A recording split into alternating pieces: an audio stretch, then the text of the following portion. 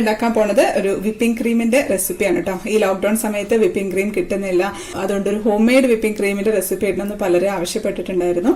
അപ്പോൾ ഈ വിപ്പിംഗ് ക്രീമും വിപ്പിംഗ് പൗഡറും ഒന്നും കിട്ടാത്തവർക്ക് വളരെ കുറച്ച് ഇൻഗ്രീഡിയൻസ് മാത്രം വെച്ച് എളുപ്പത്തിൽ തയ്യാറാക്കാൻ പറ്റിയിട്ടുള്ള ഒരു വിപ്പിംഗ് ക്രീമിന്റെ റെസിപ്പിയാണ് കേട്ടത്. ഇത് ഞാനൊരു 1/2 കിലോ കേക്കിന് വേണ്ട വിപ്പിംഗ് ക്രീമാണ് തയ്യാറാക്കുന്നത്. അപ്പൊ നമുക്ക് റെസിപ്പി കാണാം. വീഡിയോ തുടങ്ങുന്നതിന് മുമ്പ് ഒരു കാര്യം പറഞ്ഞോട്ടെ. ഇപ്പോഴും വളരെ കുറച്ചു പേർക്ക് മാത്രമേ ചാനൽ നോട്ടിഫിക്കേഷൻസ് കിട്ടുന്നുള്ളൂ. അതുകൊണ്ട് നോട്ടിഫിക്കേഷൻസ് കിട്ടാത്തവർ ഇടയ്ക്കൊന്ന് യൂട്യൂബിൽ ചിക്കൂസ് ഡൈൻ ഒന്ന് സെർച്ച് ചെയ്ത് നോക്കണേ. എന്നിട്ട് ചാനൽ ക്ലിക്ക് ചെയ്യുകയാണെന്നുണ്ടെങ്കിൽ നമ്മുടെ ചാനൽ കയറാൻ സാധിക്കും. അവിടെ വീഡിയോസ് ക്ലിക്ക് ചെയ്താൽ ലേറ്റസ്റ്റ് ആയിട്ടിട്ടുള്ള എല്ലാ വീഡിയോസും കാണാൻ സാധിക്കും. ഒന്നും മിസ് ചെയ്യില്ല എന്ന് ഞാൻ വിശ്വസിക്കുന്നു. പിന്നെ സബ്സ്ക്രൈബ് ചെയ്യാത്തവർ ഒന്ന് സബ്സ്ക്രൈബ് ചെയ്തേക്കണേ. അപ്പൊ നമുക്ക് റെസിപ്പിയിലേക്ക് പോവാം. ഒരു ബൗളിലേക്ക് നമുക്ക് ഒരു 3 ടേബിൾ സ്പൂൺ കോൺഫ്ലോർ ഇട്ട് കൊടുക്കാം. അത്ര തന്നെ മിൽക്ക് പൗഡർ ഇട്ടിട്ടുണ്ട്. ഇതിലേക്ക് നമുക്ക് പാൽ ഒഴിച്ചു കൊടുക്കാം. ഞാൻ 1 കപ്പ് പാലാട്ടോ എടുത്തിട്ടുള്ളത്. അത് കുറച്ചൊഴിച്ചിട്ട് ഒന്ന് മിക്സ് ചെയ്യാം.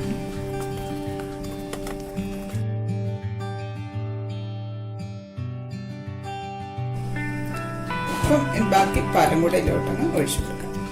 അപ്പൊ നന്നായിട്ട് മിക്സ് ആയിട്ടുണ്ട്. ഒട്ടും കട്ടകളൊന്നും ഇല്ലാണ്ട് മിക്സ് ആയിട്ടുണ്ട്. ഇനി നമുക്ക് ഇതൊരു പാനിലേക്ക് ഒഴിച്ചു കൊടുക്കാം. ഇതിലേക്ക് നമുക്ക് ഒരു 1/2 കപ്പ് പഞ്ചസാര ഇട്ട് കൊടുക്കാം. കത്തിച്ചിട്ട് വളരെ കുറഞ്ഞ തീയിൽ നമുക്കൊന്ന് കുറുക്കിയെടുക്കാം.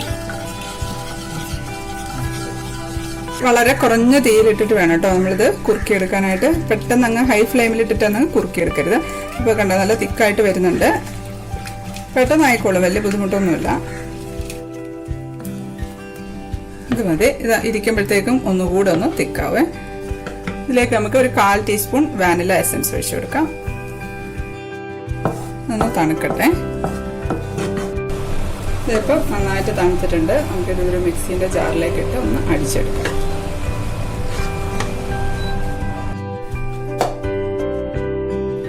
ഇതിപ്പോൾ നന്നായിട്ടൊന്ന് അടിച്ചെടുത്തിട്ടുണ്ട്. നല്ല ക്രീമി ആയിട്ടുണ്ട്.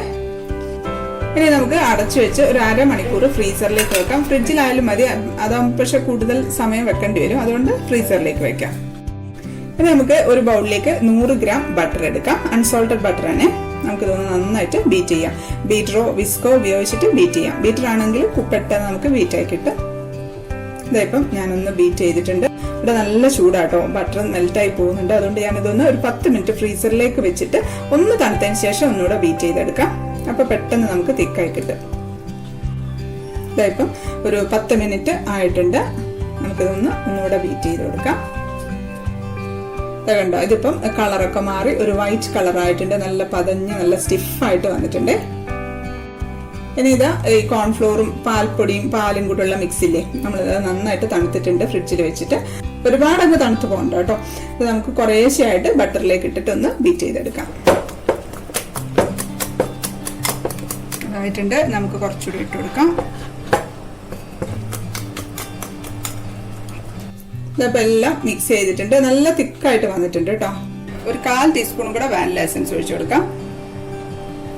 വാനില എസൻസ് ഒഴിച്ചിട്ട് ഒന്ന് നമുക്ക് ബീറ്റ് ചെയ്യാം. നല്ല ടേസ്റ്റും ഉണ്ട് കഴിക്കാനായിട്ട്. ഒരുപാട് മധുരമൊന്നുമില്ല. സാധാരണ നമ്മുടെ വിപ്പിംഗ് ക്രീമിന്റെ ഒരു മധുരം ഇല്ലേ, അതേ ഉള്ളൂ. പിന്നെ ഇതിന് വിപ്പിംഗ് ക്രീമിന്റെ ആ ഒരു പെർഫെക്ഷൻ ഒന്നും ഒരിക്കലും പ്രതീക്ഷിക്കരുത് കേട്ടോ. വിപ്പിംഗ് ക്രീമിന്റെ പെർഫെക്ഷൻ അത് ആ ഒരു വിപ്പിംഗ് ക്രീമിന് തന്നെയേ കിട്ടുള്ളൂ.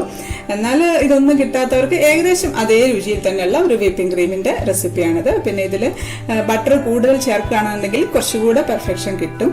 ഒരു 150 ഗ്രാമോ 200 ഗ്രാമോ വരെയൊക്കെ ചേർക്കാം. അപ്പോൾ ആദ്യം ചേർത്ത പഞ്ചസാരയുടെ അളവ് ഒരു 1/4 കപ്പോ അല്ലെങ്കിൽ 1 കപ്പോ വരെ ആക്കി കൊടുക്കാം. പക്ഷെ ഒരു 1/2 കിലോ കേക്കിന് ഒരു 100 ഗ്രാമിൽ കൂടുതൽ ബട്ടർ ചേർക്കുന്നതിനോട് എനിക്ക് വലിയ താല്പര്യമില്ല. അതുകൊണ്ടാണ് ഞാൻ ഈ ഒരു ക്വാണ്ടിറ്റി എടുത്തത്.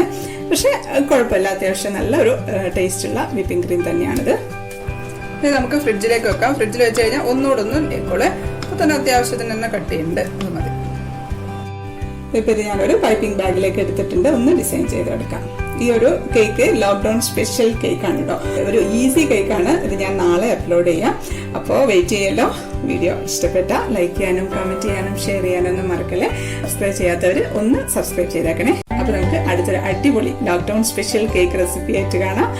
അതുവരേക്കും stay happy, stay positive. By.